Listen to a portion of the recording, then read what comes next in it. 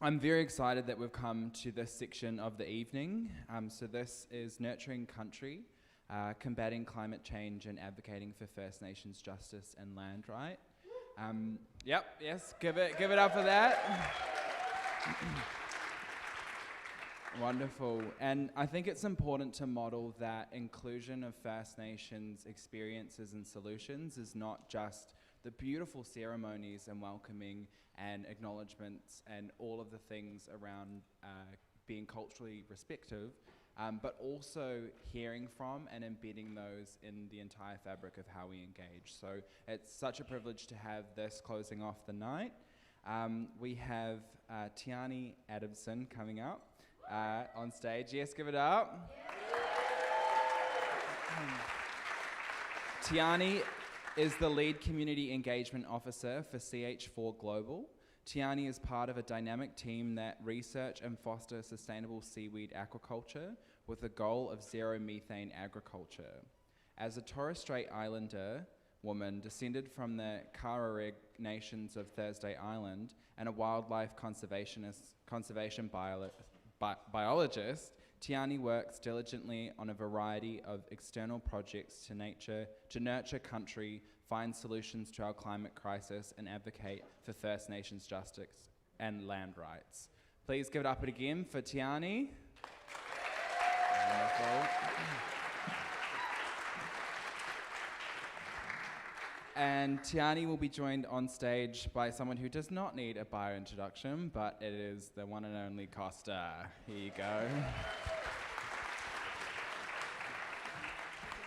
Do you want to do your prezzo first? Yeah. And then Sounds good. Couple Kabil, good evening, everybody. Good evening, that's good. Do you mind if we have the lights dimmed just a little bit so we can see the slides better? Is that me at the front who will do that? Thanks, Guy. There's so many chairs, I feel like I should lie down in front of you.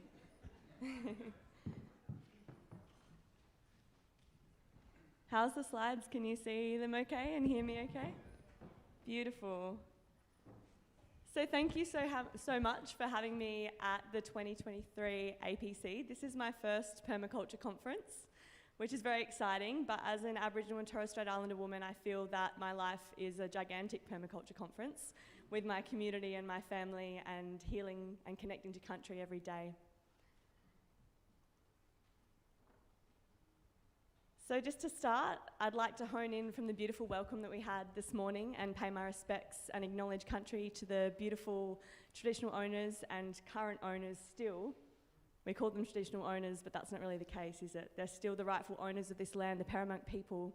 And I'd like to pay my respects to the Paramount elders past, present and emerging, and acknowledge that their relationship and connection with this land has not changed since 65,000 years ago. That cultural connection, the knowledge and understanding of the land and the waterways that exist around these areas is still as strong today as it was 65,000+ years ago. This is an incredible piece of artwork that was just released for our business at CH4 Global. It actually hasn't been announced publicly yet, so feel very special in being able to see it. This was done by wonderful Alan Sumner. He's a Ghana, Ngarrindjeri, Yankunytjatjara man, so connections across the south of the Adelaide Plains or Tandanya, across down towards the Coorong, and then through the APY lands in the desert country where part of my mother's family are from. So this is beautiful artwork that represents our seaweed story. It's called Paritia, which is the Ghana word for seaweed. The red is the macroalgae that we work with, so Asparagopsis, and the linkages are all of our communities, business people, and different people coming on board to our journey to heal country together. So I feel very, very lucky that Alan put that together for us, and you'll see that coming out if you follow CH4's journey coming up. I'd also like to pay respects to all other First Nations people in the room and acknowledge the ancestry of my own ancestors.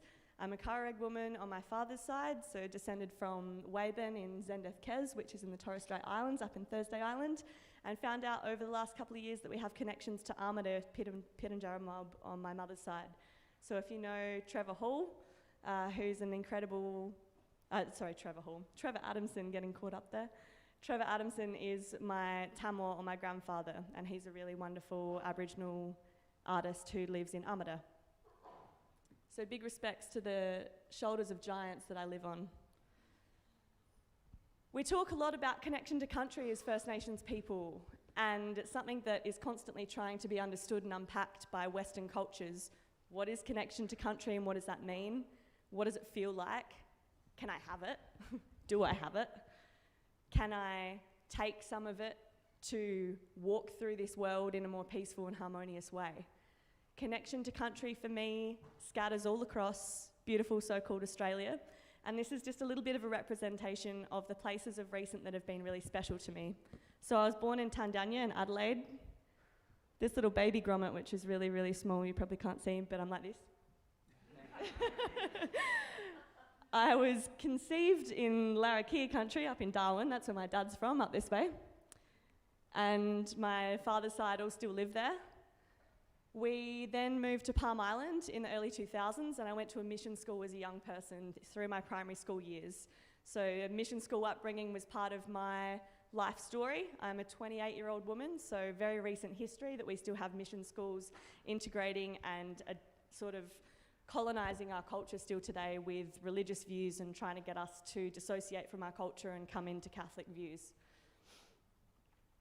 We then moved down to Port Augusta, Nookanu country here, and then across to Coffin Bay when I was 11 years old. So Coffin Bay is on the Eyre Peninsula, this little sailboat here, beautiful sea country. And with my father's side connection as a Karaeg woman, I'm a saltwater person, so it's a really valuable place to me. In the middle there, we've got my auntie Andrea Adamson from the Pitjantjatjara side, and I moved across to Naarm to study veterinary bioscience when I was 18. So that was a special place for me. I went there and lived there for a year and then went, oh my God, it's huge and scary, and I came back to South Australia. Right up the top is Yirrawi, or Milingimbi, which is up in Yongumata in Arnhem Land. I spent a lot of years up there bringing together Western science with traditional knowledges or traditional science, working with communities, with Yolngu elders to find the gaps and to teach our mob on country about the traditional ways of knowing, being and doing, and bringing that in with the Western curriculum. So we did things like using traditional dyes with chromatography, bringing together in art within that curriculum. So these are gunga or pandana sleeve earrings that have been weaved from country. So taking students out, looking at the ecology of the land, looking at the gunga and the plants. There's also different dyes that you can use. So guluchi, or this sort of berry that lives in the earth, and this yellow bark as well are both used. And we talk about the science and the ethnobotany of that plant, do the chromatography on the colouring, then dye the plant itself. So we've got that sort of lateral part of the arts meeting the science, which is always a good thing. And then doing the weaving itself and bringing that cultural aspect back in. So Western science and culture is embedded, and we can do that so much better in our education systems today. So that was a really special time of my life. I worked for CSIRO doing that sort of work for 7 years. So that's a little bit of my bio. I lecture at Uni SA, doing the same things I was doing in Arnhem Land, bringing those two worlds of knowledges together. And I was trained by Al Gore a few years ago to communicate climate science. And the idea of that was basically to be able to have yarns with big amounts of people to discuss the incredible crisis that we're in and how timely it is that we act now on climate justice, which I'm speaking to the converted here, hopefully. This is the waru, this is my totem, the sea turtle, and I just wanted to bring that in as a saltwater person. This is a totem that grounds me in my sense of being, knowing and doing, and a really beautiful part of our family history. This is a beautiful Yolngu elder who says we have to look after our gapu, which is the sea, together. It's really important that climate action brings along everybody, that uplifts the voices of all people with all their narratives, and that most importantly, that First Nations people are at the forefront of these conversations and driving these changes. And if there's not First Nations people who are in these seats driving these changes, you need to get into the passenger seat and facilitate the driver's seat for a First Nations person to drive.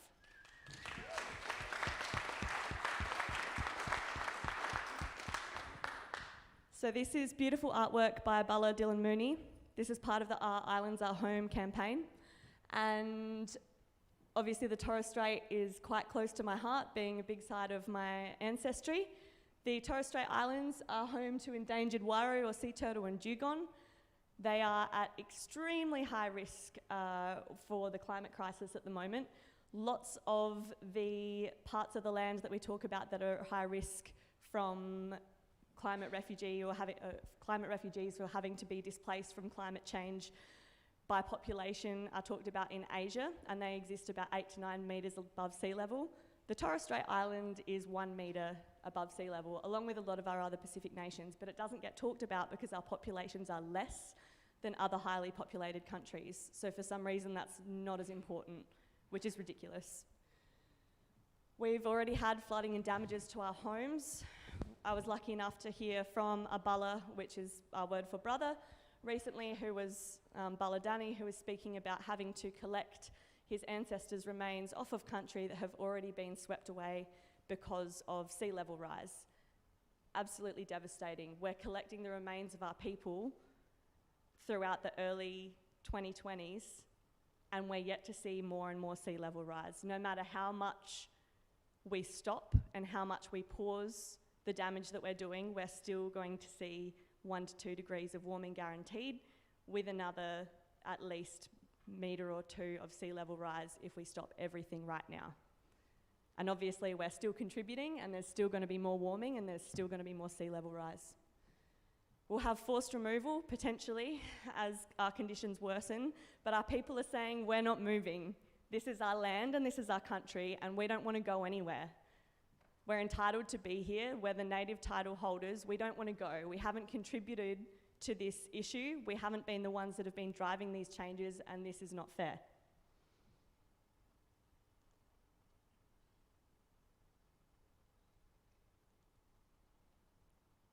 So our sea levels are rising, and so are we.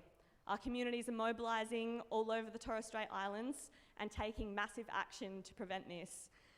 You'll see that Torres Strait Islanders have got a lot of things active in the court at the moment, and last year the United Nations declared that the Australian government's inaction on climate change is a violation of Torres Strait Islanders' human rights.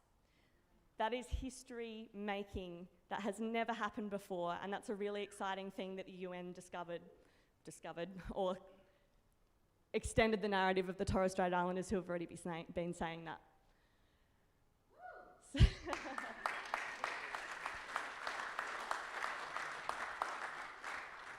The unfortunate thing with the UN and claiming this is that I recently spoke to a few ministers, getting in their ears and asking them questions about what's happening. So the UN said this, that the government's inaction on climate change is a violation of human rights in the Torres Strait. So what's happening? Are we still just putting sandbags to sort of stop the sea level rise? What action are we taking?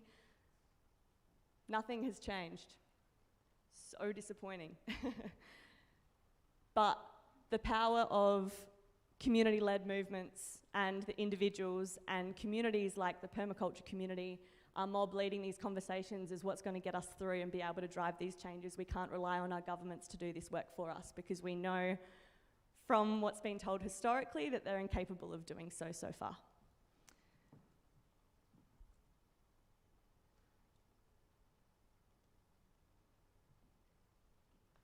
I love it when you put a presentation together and the formatting slightly changes on a different computer. Apologies, I swear it was in the bubble before, very condensed. So a solution to all of this is working with the environment, with First Nations people leading the charge. So I've been lucky enough over the last year to work with a startup business called CH4 Global. We foster sustainable aquaculture with the aim of zero methane agriculture. What we work on at the moment is with cattle and mostly beef feedlot to reduce their methane output, and we've got an incredible technology that does so. We know that consumer choice and the power of the consumer is a really important thing. We also know that not all consumers are conscious consumers, right? So if there's an option to have a better option, a more sustainable option, a low methane option, then we should provide that to the people who aren't necessarily going to change their choices right away. So we're commercialising Asparagopsis, which is a red type of macroalgae, as a natural feed supplement product to reduce livestock emissions globally by up to 90%. Again, sorry about the formatting. We're solving the key technical barriers, and we're at a commercial tipping point to be able to mitigate methane at scale. Cutting methane is the strongest lever that we have to act on the climate crisis over the next 25 years.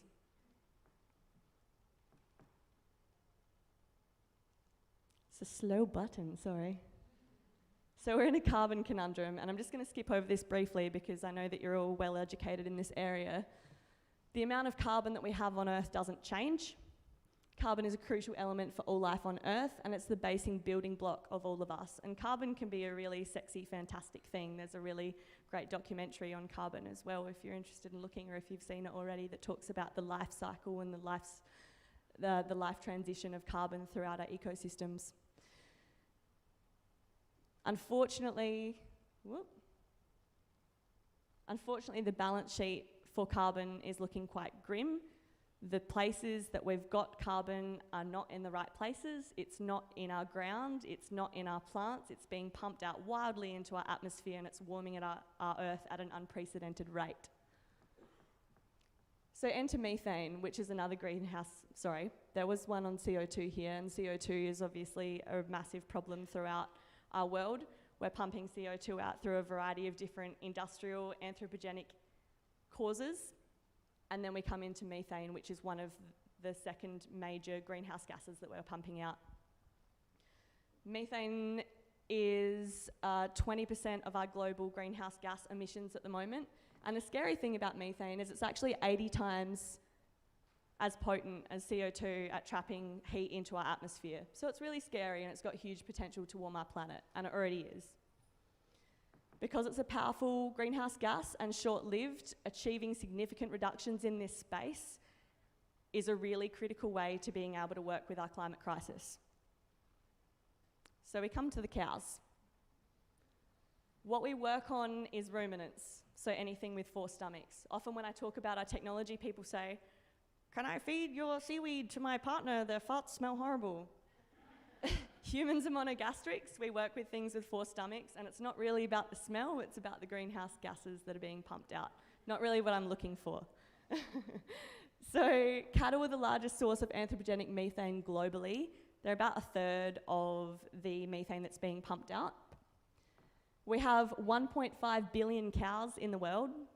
That's equivalent of 150 million tonnes of methane, which is the equivalent of 12.9 gigatons of carbon dioxide. So that's larger than the annual greenhouse gas emissions of China or the US, Europe, and India combined. Huge. Very, very bad, yes? This is kind of how it works, macroalgae magic. And just to keep it really short and simple, there is a halogenated compound that occurs naturally in the macroalgae. It's called bromoform. It basically reacts with vitamin B12, and it disrupts the enzyme within the cow's rumen in the last step of methanogenesis. Instead of this energy being put out as methane, it's retained in the cow, and it can be grown into protein or fat. So not only do we have 90% methane reduction, we also have increased growth rates and increased feed conversion ratio, so less feed with the cow growing faster. So we have a disruptive technology here with a natural plant in a really wild anthropogenic system. Come on, there we go. So we work with 2 types of Asparagopsis. They are native to both Aotearoa and to so-called Australia. This is Asparagopsis armata, which is a cold water species. That's the one based around the colder parts of South Australia, Bowen-Dick country down the southeast. Also the species that's around Aotearoa. Then we have Asparagopsis taxiformis, which is your warm water species. South Australia is the only place in the entire world where both species live in harmony next to each other very happily. Asparagopsis is also a pest to other countries. It's been attached to boats and cruised along, as most things do, and they're like, "Oh, it looks nice over here, maybe I'll make my own home." No, go back to the place that you're supposed to thrive, where you're native to. It's a natural material with no added chemicals, so we utilize the plant as it is. We don't have to do anything to it. It is perfect and magical just how it is. The issue that we have with Asparagopsis at the moment is that we have to freeze dry it under future feeds policies. Freeze drying is a really, really energy intensive process. It takes up a lot of energy and a lot of time. So we're working with ways on how we can reduce this to make this a more reasonable solution that we can do a lot faster. So how doth this garden grow? Similar to plants, we've got wild systems in the ocean, and we can also farm it intensively, like on land-based systems such as in ponds, which obviously for aquaculture has some really great benefits of not being in the way of other things that live in the marine environment. This is a scale of different solutions that have been utilised within the agriculture sector to reduce methane already. So we've got other seaweeds, grasses, breeding programs, vaccines, different devices that are embedded into the animal, probiotics and supplements such as Mootrow, as well as synthetic chemicals. Then on the side, if you can read it, we've got natural products, scalable, inexpensive, and whether it's beneficial or not. There's only a couple of them, seaweeds, grasses, probiotics, supplements, and Asparagopsis that do all of them. But the methane reduction for Asparagopsis is significantly higher than any other option that we have so far.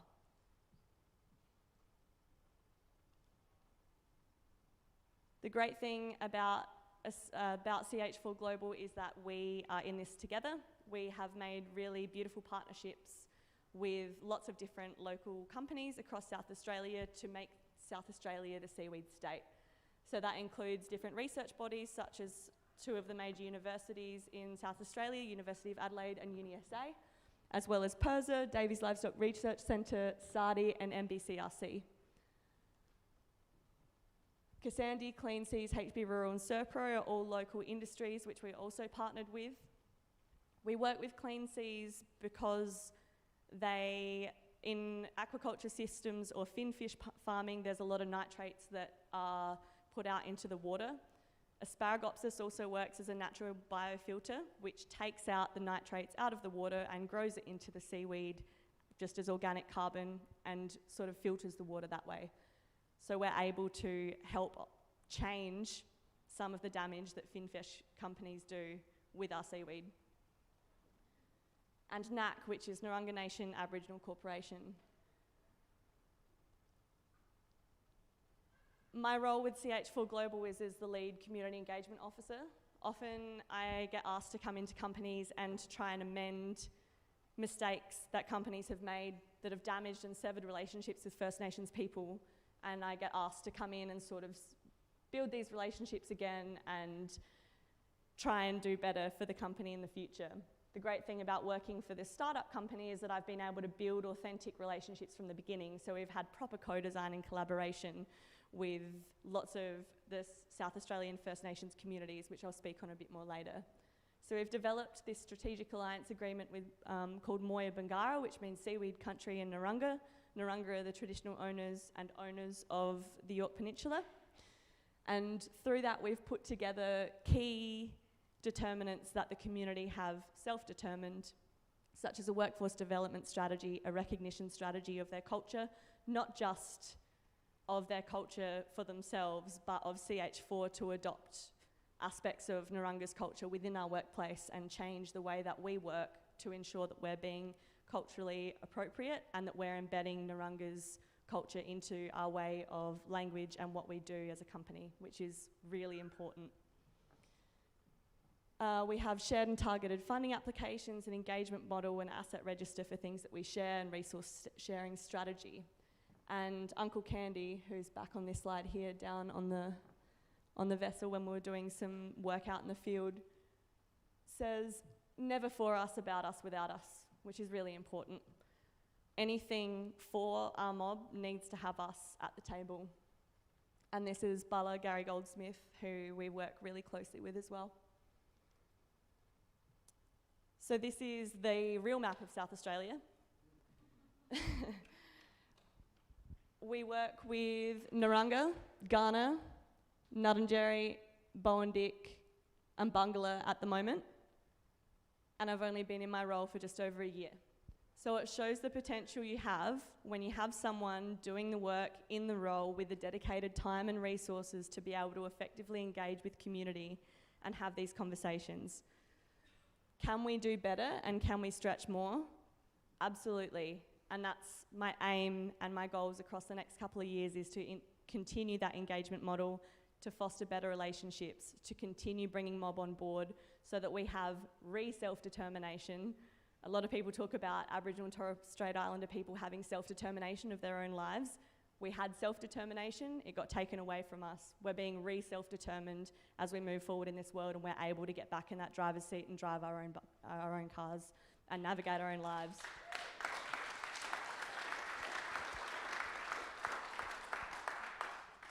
So this has a really positive ripple effect, not just on the oceans, not just on methane reduction, and not just on our Aboriginal communities.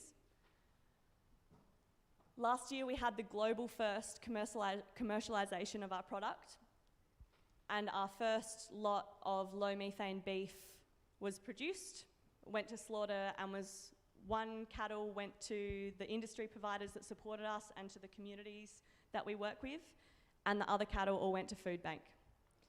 So really, really important that we remember the communities and the people that we're trying to serve on this journey, ensuring that everyone's on board, that people don't get left behind, and that we're not just servicing a market for privileged people who can afford low methane meat.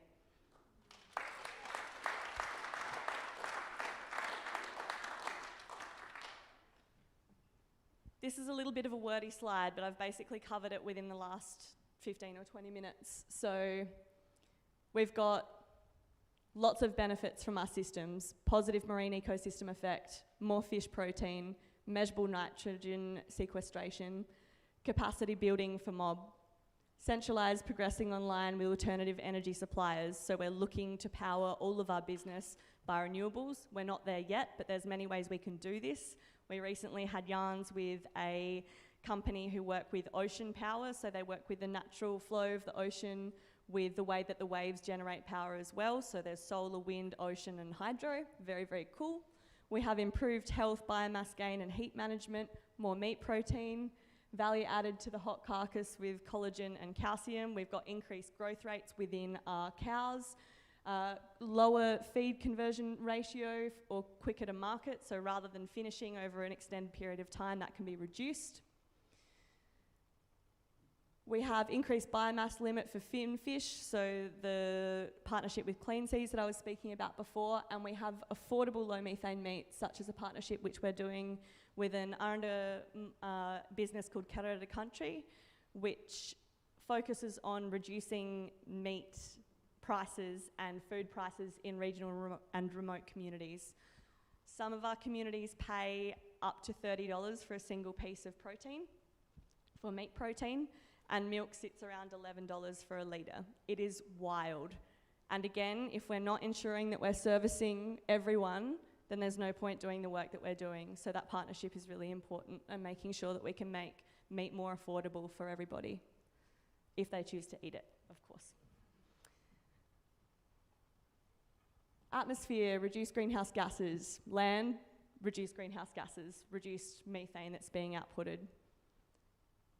Methane pledge is now achievable with this technology. We just need to grow seaweed as fast as we possibly can. It's not a matter of whether people are on board.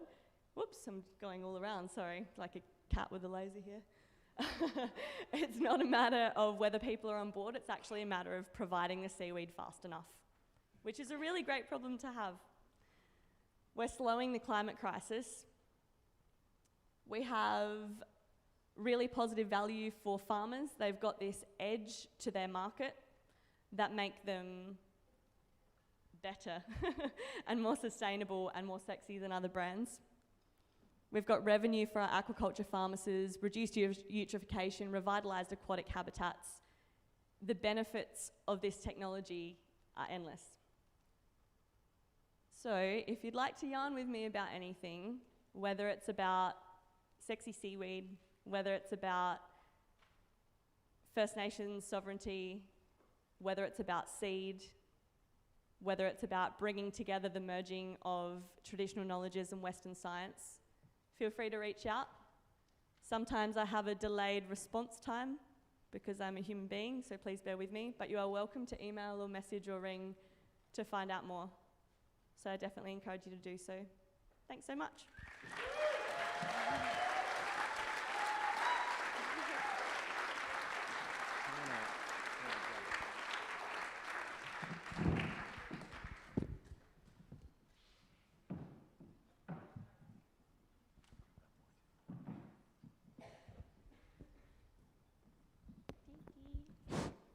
That's working.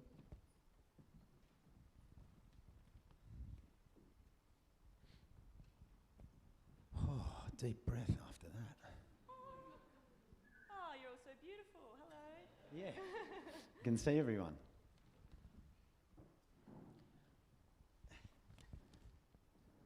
Well, to everyone watching online, a big welcome, and I hope you're reeling and filled with so much to unpack as much as I'm feeling at this moment. So big cheerio to everyone at home and online. Tiahni, wow. Looking at the map that you first put up, from a young age, you've travelled, you've seen a lot of country. You've been literally north, south, east, and kind of a little bit west.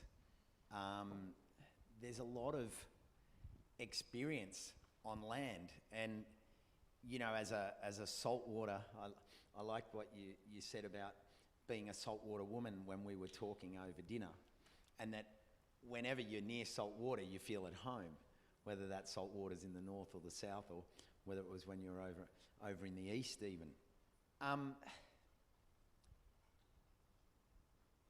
Moving through your journey, going and doing your degree, and then 7 years in Indigenous education, you've worked at CSIRO, you've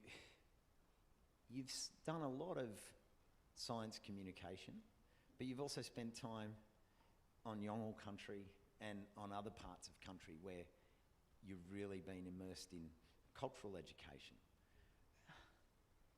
What's it been like to take this journey, okay, to where you are, but this journey along the road? What have you seen between the science and the culture, and of course Western science and First Nations science and culture and communication? How's it sort of pieced together along your 28 years? Definitely massively changing, and very rapidly over the last couple of years, which I'm sure for my ancestors they would say that it's been really slow because they've had a lot more time to see this, right? So when I first started working within Indigenous education and bringing together the merging of two worlds, it was a really foreign concept. It was kind of something that was seen like doing philanthropy work, which is really interesting. Like, people don't work for communities or for mob generally, or First Nations people certainly, to give themselves a nice warm fuzzy feeling. The work is so needed. It's not going into communities and colonising minds with more Western education. It was about finding better solutions with Western education models to build that into communities with community knowledge and embedding that back through. So we are the oldest scientists on Earth. We're the oldest historians on Earth. We're the oldest inventors on Earth. We have such huge capacity, and always have, to do such amazing things with what we know. Because we've been an oral language, so passing down through our songlines and through dreaming, passing down through stories and narratives, and not having, you know, an old rock that has said what we have done. I feel that our legitimacy hasn't been appreciated as much from Western cultures because it's not in the same format as what Western cultures would appreciate when you can see a painting or some writing written down and go, they did that, it was written here and it looks very old. But being able to listen to a First Nation person that says, I know that because my grandmother's grandmother's grandmother told me a really long time ago, and it was passed down, and I still hold that knowledge with me today, hasn't been something that's been legitimised until recently. And so working in this space and seeing companies and education spaces actually realise how important it is to pick up on this knowledge and embed it within Western systems is very similar to what Guy was saying today about the benefits that come from nurturing everyone and nurturing communities is not just to that community itself, but to all of the people that exist around it. Uplifting one marginalised community uplifts all communities together. So being able to see that people are recognising this wisdom, and especially within the climate crisis, through the bushfires through 2020, when everyone realised how important the burn-offs that First Nations mob were doing and have been doing were, and everyone panicked and were like, oh, quick, drive, how do you do the burning of the stuff? Everything's on fire, can you help? I was like, oh, haha, brilliant, thank you. Until our country's on fire, have you not legitimised our knowledges in this space? Our country needs fire to thrive and survive, but not in the ways that we've driven it to with the climate crisis. So I think my journey through this education system and through bringing it together has been really beautiful. It's been tough in a lot of senses as well, because I think, like I said before, a lot of people have seen it as sort of a nice thing or philanthropy work to do.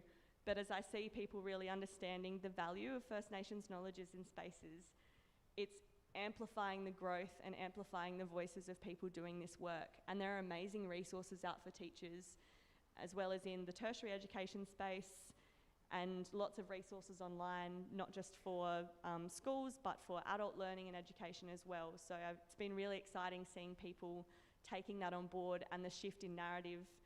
I love hearing people using First Nations languages.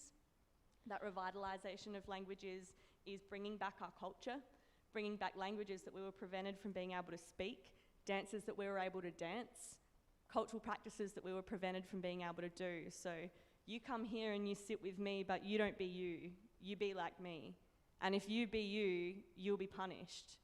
So when we sit together now, 200 and nearly 40 years later, and people are bringing back our languages and speaking our languages and utilising our law, acknowledgement to country is a culturally very, very old practice that we've been doing since time immemorial. We welcome people onto our country. We acknowledge the country that we're on. You're revitalising our culture, and it feels so good. It feels really good for us, and it feels really good for you, because living in Australia and integrating our culture, Aboriginal and Torres Strait Islander culture, if you live in Australia, is a part of your culture and your journey because you live on this land. So when you bring that back in and you concentrate on bringing that education in, revitalising our languages and practising our customs and law, celebrating our art and our songs, not appropriating it, but celebrating it, it feels good for everyone. I hope that answers your question.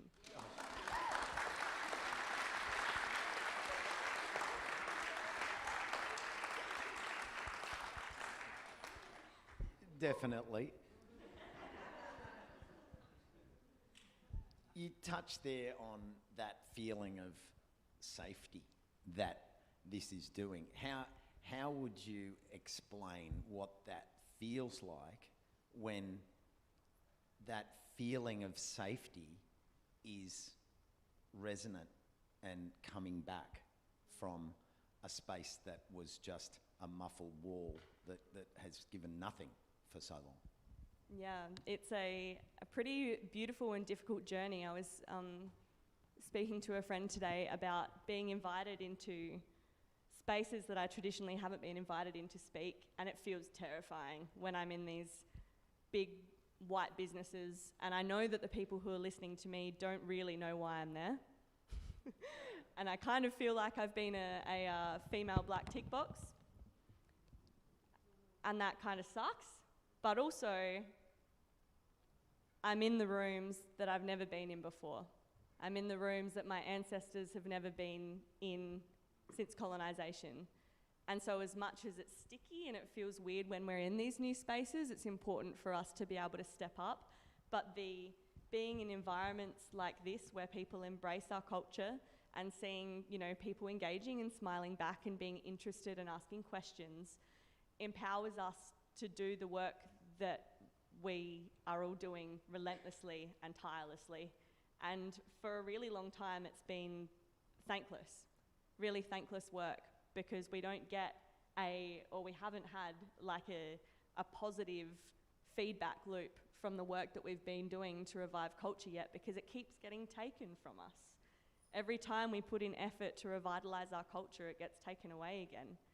And it's only within the last 20 or 30 years that these types of progresses that we're making are actually sticking, and that our communities are seeing and being like, oh, finally, amazing, legitimising our mob.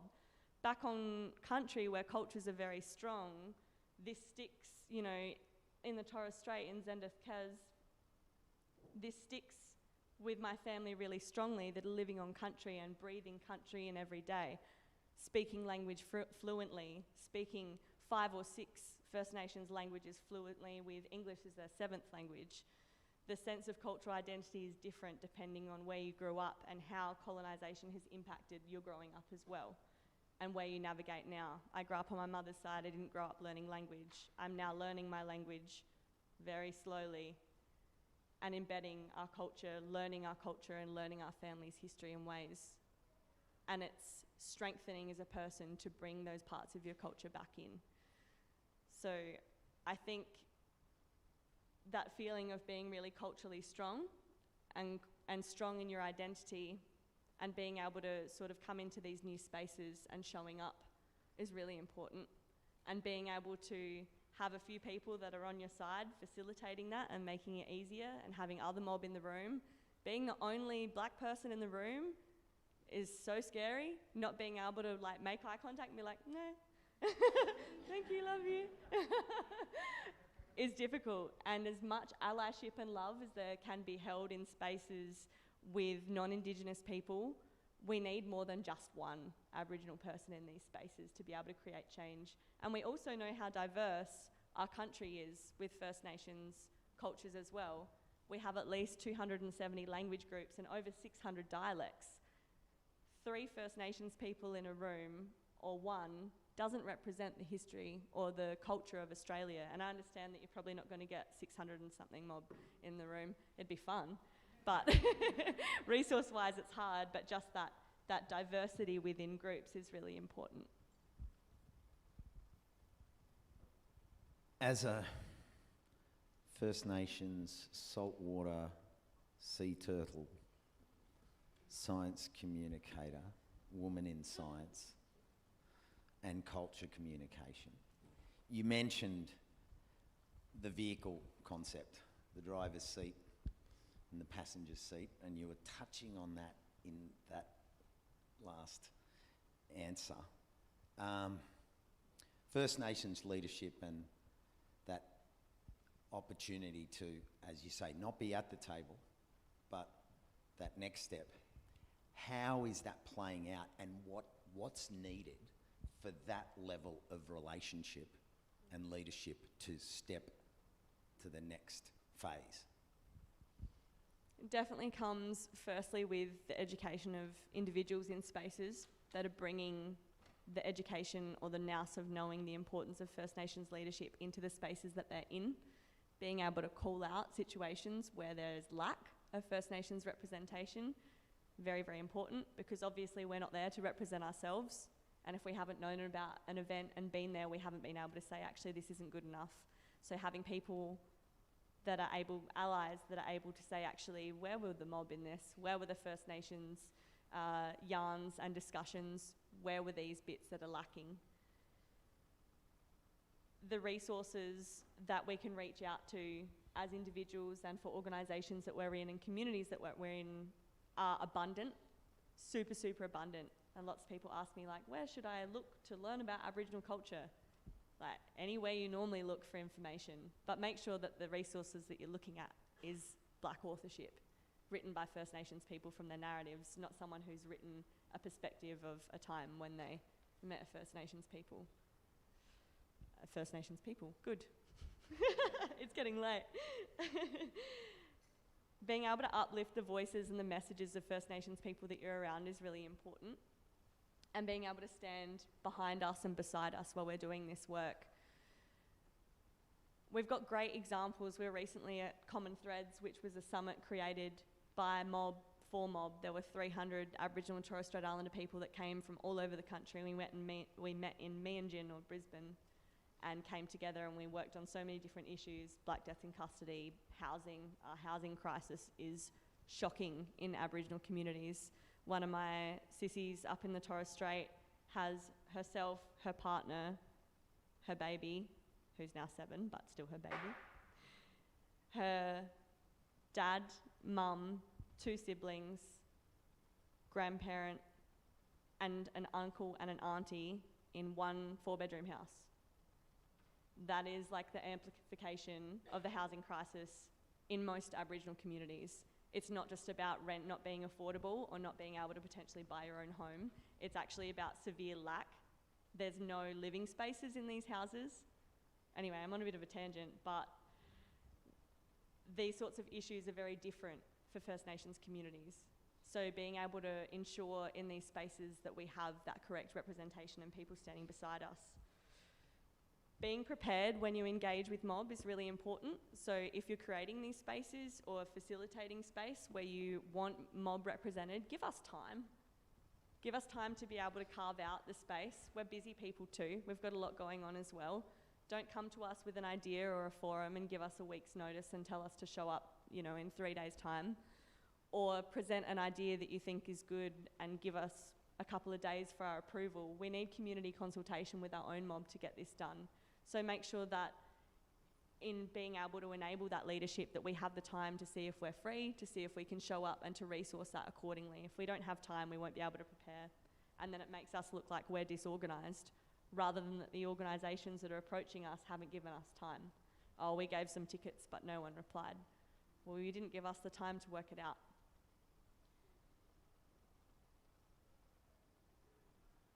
Cultural awareness and dispelling myths about our culture, dispelling racism or getting rid of racism and calling it out.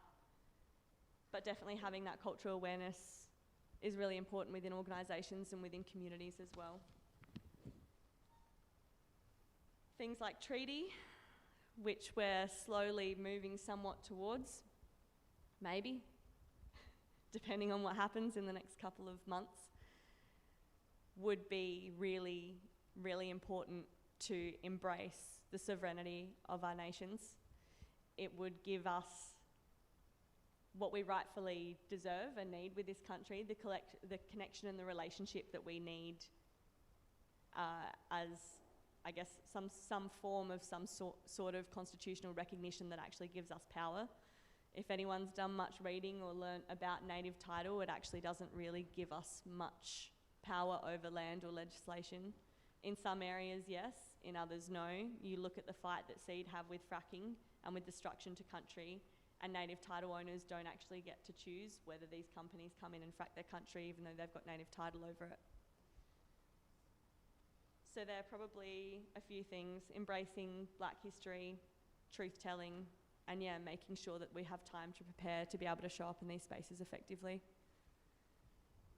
People mightn't know that you've worked for 5 years on the youth dialogue for the Statement of the Heart. Tell us a little bit about the amount of, 5 years of time, but the nature of all of that effort. So the Uluru Statement from the Heart was an incredible document put together, which is obviously very, what's the word when something's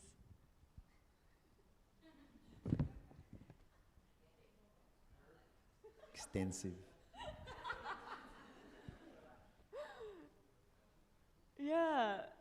Controversial.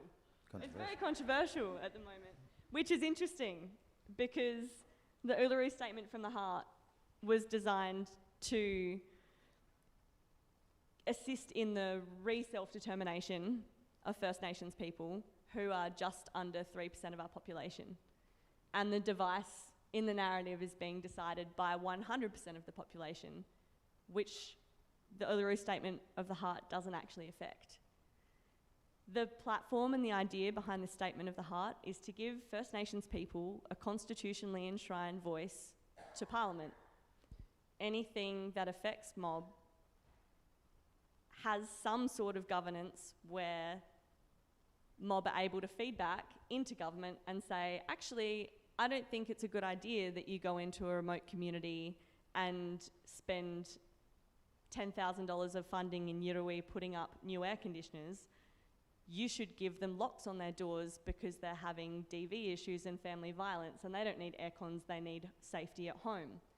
It allows, and allow is the wrong word, right? We know the issue with allow. It allows, literally that's what it does, First Nations people to be able to have some sort of feedback loop into systems that affect them. Doesn't actually mean that the decision is in the hands of First Nations people, but it does give feedback. We currently don't have any feedback system into government, not adequately. And I understand that in governments in general, that we aren't all individually represented by the government. The decision that the government might make about a policy might not have been what you decided or what you wanted. But that's what governments do, they're representative of a collection. So being able to allow us, which is very nice, isn't it? Very nice. Allow us to have a little bit of a contribution into the decisions that are being made for us and not by us is probably the least thing that we can do right now. It's such a small thing that we can do, but giving us the capacity to have mob in government, giving that feedback is the start of a much bigger picture. The Uluru Statement from the Heart isn't just about having representatives giving feedback. It's about changing government. It's about getting us into policy. It's about getting us into decisions in Parliament. It's about changing internally within these decision-making rooms, the narratives that are in there. It's about facilitating eventual treaty. And after that, once we're in there and you can't kick us back out again, it's about truth-telling, the real history of this land and what's happened here, which has devastated all of us. We're all traumatised by the history of so-called Australia.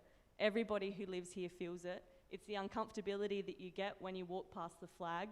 It's the uncomfortability that you get when you're not sure how to ask a question that you're dying to know because you don't want to offend anyone. It's the uncomfortability that you see within the trauma. The trauma of First Nations history of colonisation exists within each and every one of us that is here, and we all feel it. So the fracturing of our country can only be put together with intergenerational proper healing, with all of us moving together as one, with unity, which we're able to do. And places like the permaculture community in general does a really beautiful job of bringing people on board and does a really beautiful job of acknowledging diversity, which is really fantastic. Can it be better? Of course, just like I said with my work before, I can do better. We can all do better in these spaces. So having the input of First Nations people in government is probably the smallest part of a much bigger scale, which is what we're aiming for. Getting our voices into the Constitution is the first bit. The voice might not be all it can be in the future, but it's a good start. Not having a voice to Parliament would take us so far back in history that all the work that my ancestors have done for so long to be heard and to get a seat at these tables, which I now somehow am being able to sit at, which every day I'm kind of like, imposter syndrome. But being at all this hard work that's been done and then getting to the point where we're finally able to have our voices in these spaces and then saying no would be so devastating. It's not going to be perfect at the start, and everyone can make their own judgment on how they want to vote. Not all mob agree, of course. Not all white fellas agree. You can make your own judgment about what you want to do, but I just think it's really interesting that something that affects 2.8% of the population is something that's being judged by 100% of the residents here.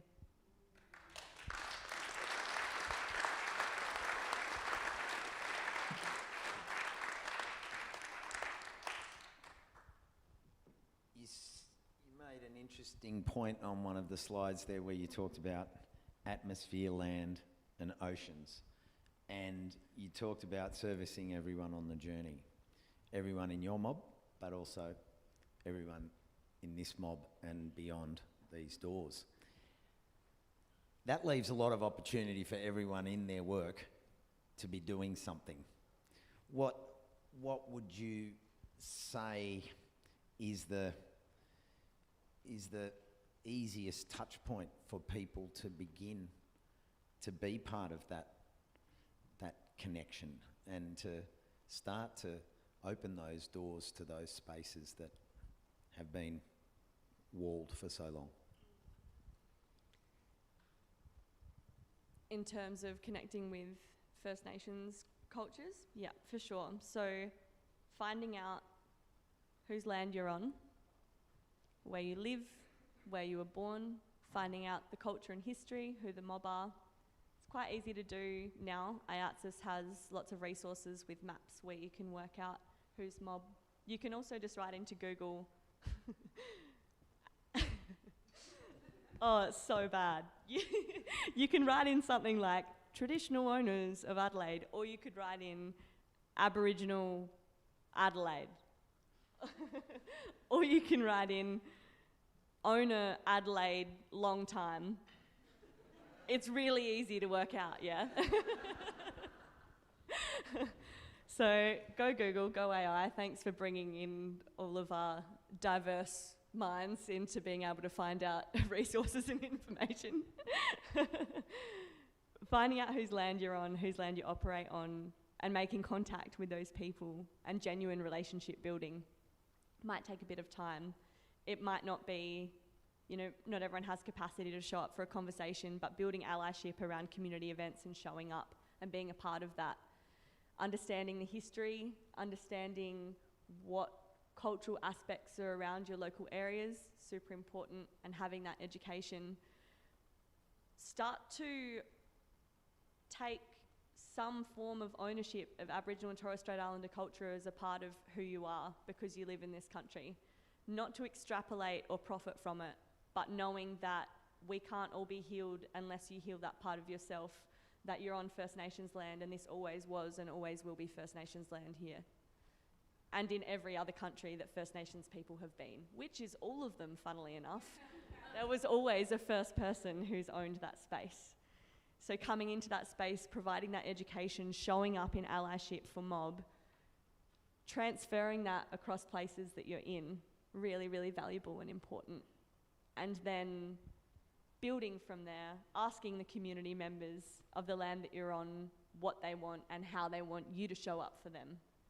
They're the owners of the land. I'm not the owners of their land. I can't make decisions for everyone or all First Nations people, but asking, how do you want me to show up here? How can I build better relationships with you? How can I help the work that you're doing? What's important to you? I'm in this space. How can I foster better relationships or foster better opportunities to work with mob, whether that's for healing country, whether that's in education, or whether that's in health or something completely lateral? How can I show up and work better within your community? And find those resources out for yourself. I understand it's not as easy as picking up a physics book and reading it, which for me would be incredibly difficult. But creating that genuine relationship building, which inherently is what humans are best at. We're incredible communicators, we're incredible relationship builders, and getting rid of the awkwardness between us and them, and bringing back the understanding that we're all human beings with diverse, beautiful backgrounds and parts of us to celebrate, and ensuring that we know that within ourselves, and therefore that by getting out of the driver's seat and getting First Nations people to drive, or facilitating space for First Nations people to lead, is not taking anything away from you. It's making you stronger. It's making the places that you work and operate in stronger. It's making your community stronger. And most importantly, it's building the resilience and the power of First Nations people within this country.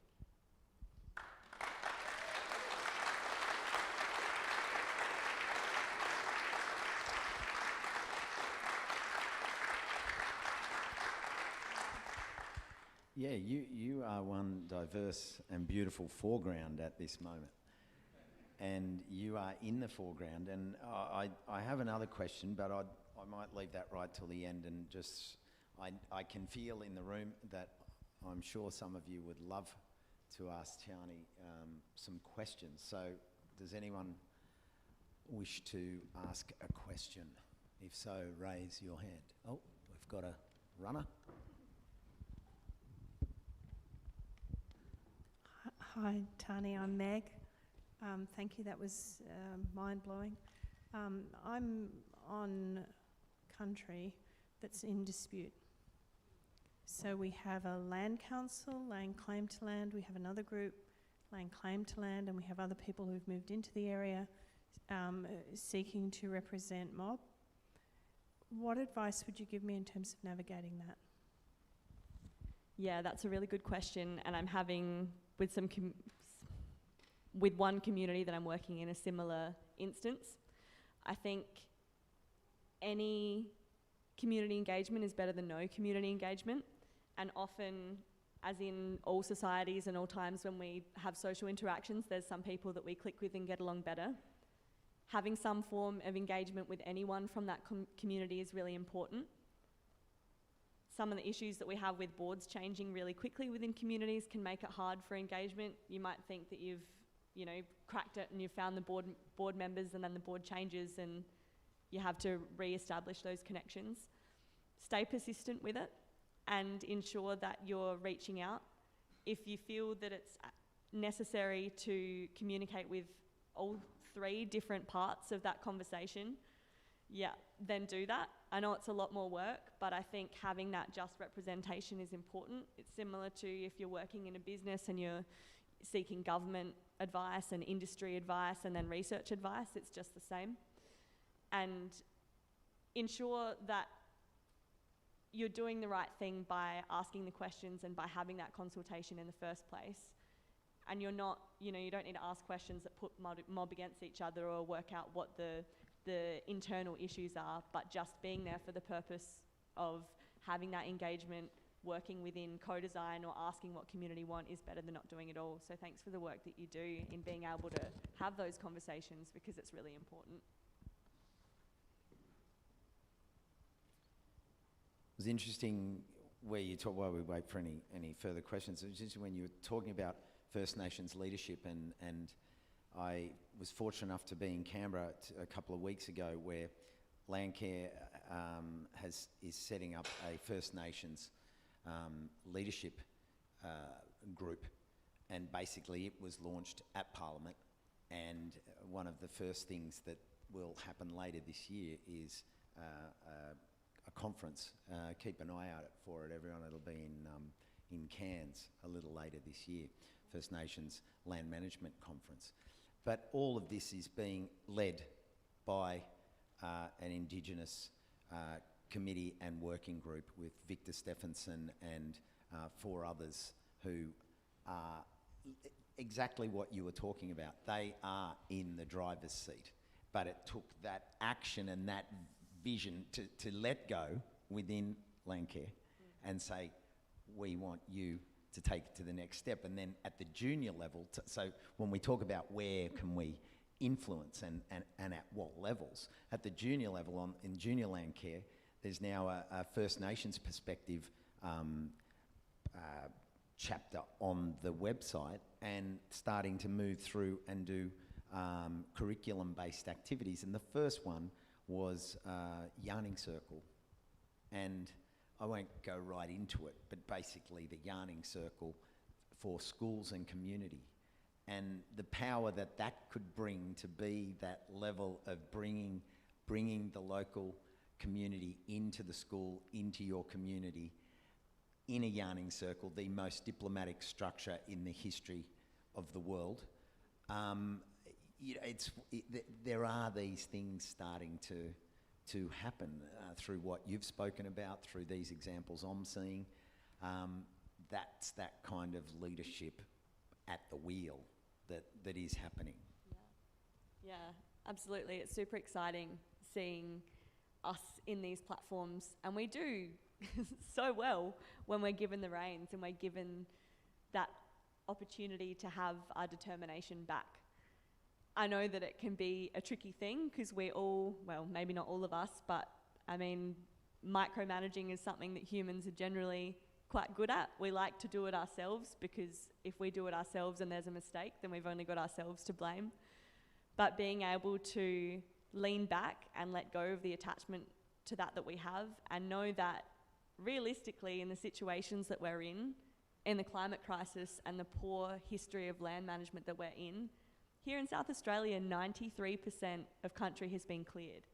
That's insane. We can't really go any further backwards, if you ask me.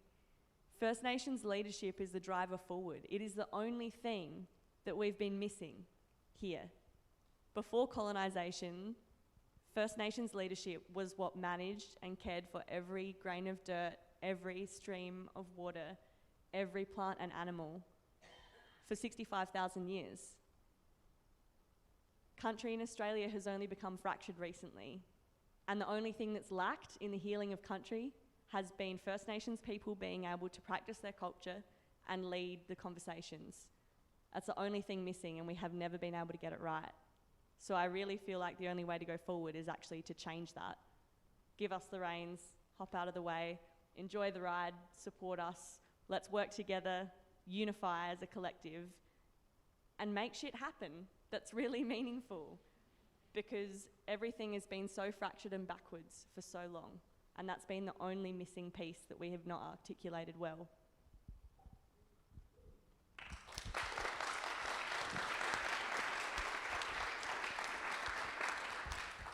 Thank you so much, Tiahni. I feel like I've become a bubblehead this whole time. I've just been nodding away, so absolutely deadly.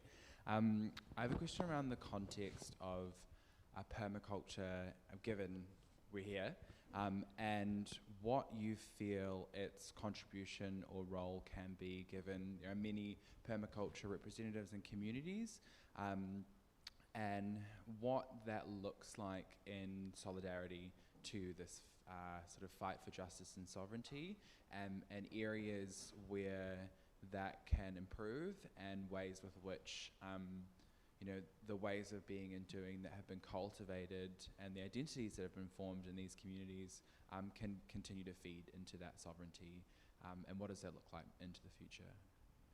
Yeah, for sure. My brain slowly unpacking the question. Tick, tick, tick, tick, tick. So with community building and community development, I know that the permaculture community has been really strong and really unifying for a lot of Western culture for a really long time, which, congratulations, like huge, being able to bring people together, healing communities, healing the earth, and doing things differently, having the bravery to be able to step forward and do that. I think the bit that lacks is the integration of the ways in which First Nations people work with native plants and species, and having that feedback from that. So being able to work in well with mob who work with traditional foods, with traditional medicines, and paying the right resource, knowledge and respect to the people whose knowledge that is really important. Also the two-way learning that comes with that. So being able to provide resources and knowledges to mob who haven't been growing lettuces and broccoli in Australia before. A lot of our communities have never done things the permaculture way or had gardens. We farm yams and we fish in our streams and we pick mun trees and we pull together all of these beautiful native plants. So there needs to be a two-way collective of bringing together and being able to share knowledge within our communities, give, and I don't want to say take, giving and giving really is what it is from both sides. So just being able to facilitate spaces to have these conversations, to open up where both can give and offer if they want to. Again, not to extract knowledge, but to share in harmony and unity, to bring that together. I think the only way that we can really strengthen that is by acknowledging each other's amazing abundance of knowledge and resources on both sides, like thousands of years of custodianship and stewardship of different parts of the land, of farming and agricultural practices that all of us go back to with our ancestors for a really long time. All of our ancestors lived off the land. All of our ancestors lived harmoniously with the land at some point. It might be a long way back or it might be not so long ago. But bringing that together and having that two-way dialogue of being able to foster relationships where we can learn from one another and provide that open dialogue. The native foods movement has been extracted and taken in a Western way a lot, and ensuring that when you do utilise native foods, that you just make sure that you pay homage to the people whose knowledge that is. And that goes both ways. Yeah. I feel like you've just had perpetual mic drops this whole evening, so thank you. Yeah, thank you so much.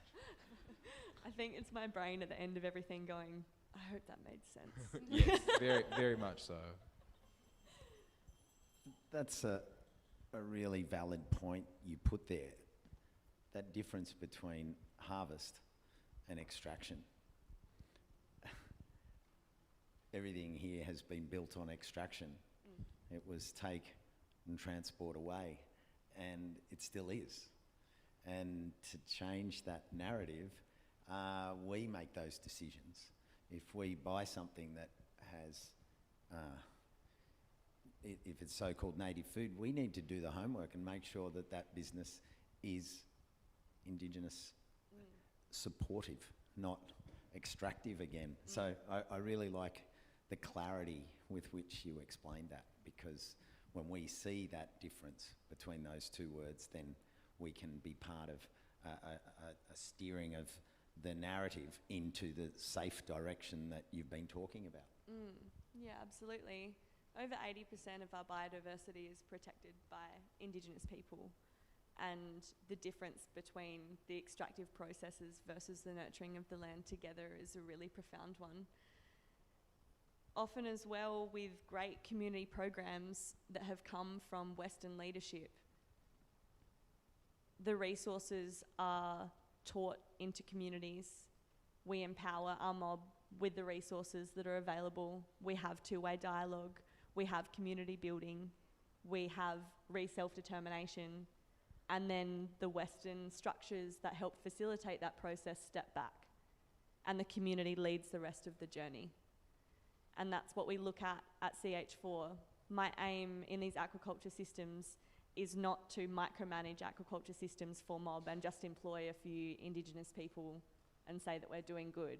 My aim is to provide the resources and the knowledges and training through our research and development team, which a lot of them, you know, some are Māori, some are living in Aotearoa, some are in the US, but grabbing this research and development and this knowledge, passing it on, giving the opportunity, setting up the infrastructure, the funding models, and then passing it over. A new mob can manage it now. And I think with community development, that should always be the goal in mind. And same with any structures that we have, is not to own it ourselves and keep it like some sort of weird Lord of the Rings, my precious thing that you're not allowed to share with anyone.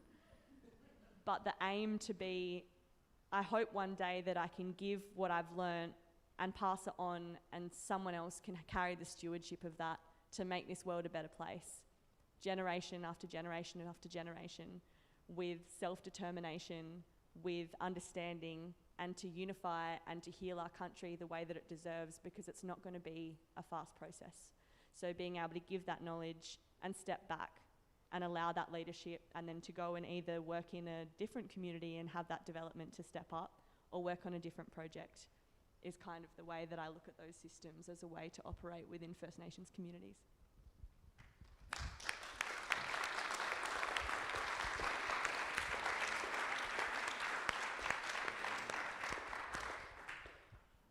I don't think we could finish on a better note than all of those notes. Wow, Tiahni, what a fantastic, insightful and articulate explanation of such a massive barrow of information. Thank you for opening your heart, opening up your experiences and your life perspectives to all of us here today. It's been a wonderful talk, and can you please put your hands together again for Tiahni.